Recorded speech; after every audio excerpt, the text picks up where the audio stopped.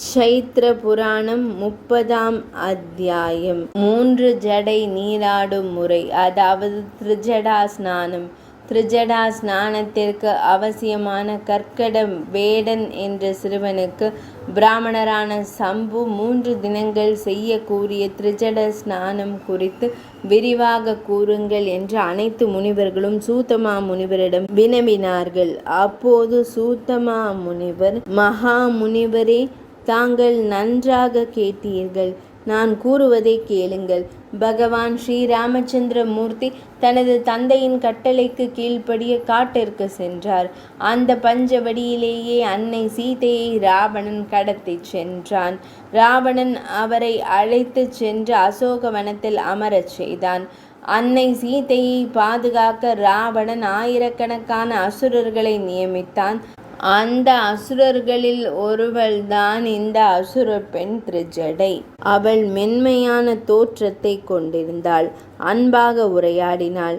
அசோகவனத்தில் இருந்த மற்ற அனைத்து அசுரர்களும் ராவணனின் கட்டளைப்படி தேவி சீதையை பல வழிகளில் துன்புறுத்தி கொண்டிருந்தனர். இந்த திரிஜடை அன்னை சீதையின் வலியை அந்த அசுரர்களின் பிடியிலிருந்து தனது வார்த்தைகளால் விடுவித்தாள். தன்னை துன்புறுத்த வேண்டாம் என்று அந்த அசுரர்களிடம் கூறினாள். இந்த திரிஜடை அந்த அசுரர்களால் ஏற்பட்ட பயத்தை போக்கினாள்.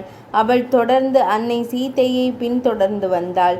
ஸ்ரீ ராமபிரான் வந்து அவளை அழைத்து செல்வார் என்று கூறி அன்னை சீதையை ஆறுதல் படுத்தினாள் திரிஜடை. அது ஒரு மகிழ்ச்சி. நீண்ட காலத்திற்கு பிறகு ராகவ சுவாமி குரங்குகளுடன் அங்கு வந்தார். மங்களகரமான ராமேஸ்வரத்திற்கு அருகில் கற்களால் கடலின் மீது ஒரு பாலத்தை கட்டினார். அந்த பாலத்தின் வழியாக அவர் லங்கா நகரத்திற்குள், அதாவது இலங்கைக்குள் நுழைந்தார். அவர் விரைவான மற்றும் மிருகத்தனமான போரை நடத்தினார். அந்த போரில் ஸ்ரீ ராமபிரான் ராவணனையும் அவரது உறவினர்கள் மற்றும் நண்பர்களையும் கொன்றார். ராமபிரான் விபீஷ்ணாழ்வாரை லங்கையின் மன்னராக முடிசூட்டினார். இலங்கையின் அரசராக விபீஷ்ணாழ்வார் ஆனார். பின்னர் அவர் இலங்கையில் அன்னை சீதையை கண்டு அவளை நெருப்பில் நுழைய உத்தரவிட்டார். அன்னை சீதை நெருப்பில் குதித்த பிறகு நெருப்பு தெய்வமான அக்னி பகவான் அவளை மேலே கொண்டு வந்து, அவள் ஒரு சிறந்த கற்புமிக்க பெண், மிகுந்த ஐஸ்வர்யத்தை தருகிறாள் என்று கூறினார். பின்னர் ஸ்ரீ ராமபிரான் அன்னை சீதையை தனது மடியில் அமர்த்தி கொண்டு புஷ்பக விமானத்தில் ஏறி பிரகாசித்தார். பின்னர் அன்னை சீதா தேவி ஸ்ரீ ராமபிரானிடம் திரிஜடை தனக்கு செய்த உதவி மற்றும் அவர் அவளை ஆறுதல் படுத்திய விதம் அனைத்தையும் கூறினார். உடனே இனிமையான முகத்துடன் கூடிய ஸ்ரீ ராமபிரான் திரிஜடையிடம், என் வார்த்தைகளை கேளுங்கள், அவை உங்களுக்கு நல்ல அதிர்ஷ்டத்தை தரும். கார்த்திகை, மாதவம், மகம், சைத்திரம் ஆகிய 4 மாதங்களிலும் நீராடிய பிறகு அடுத்த 3 தினங்களுக்கு நீராடி தம்மை மகிழ்விக்க வேண்டும். இந்த வழியில் அனைவரும் 3 தினங்களுக்கு நீராடுகிறார்கள். உங்கள் மகிழ்ச்சிக்காக நீராடுபவர்கள் மட்டுமே 4 மாதங்கள் அவர்கள் செய்யும் நீராடல் சடங்குகளால் புண்ணியம் பெறுவார்கள்.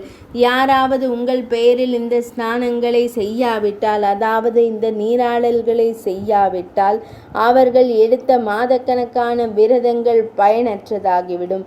பௌர்ணமியில் தொடங்கி 3 தினங்களுக்கு இந்த நீராடல்களை எடுக்காதவர்கள் அவர்கள் எடுத்த நீராடல்களின் பலன்களை பெற மாட்டார்கள். முன்பு எடுத்த நீராடலின் பலனை அவர்களால் பெற இயலாது. மேலும் விரதத்தை நடுவில் நிறுத்தும் சாபமும் அவர்களுக்கு ஏற்படும். எனவே முந்தைய 4 மாதங்களில் நீராடியவர்கள் திரிஜட இன்பத்திற்காக இந்த 3 தினங்களும் நிச்சயமாக நீராட வேண்டும்.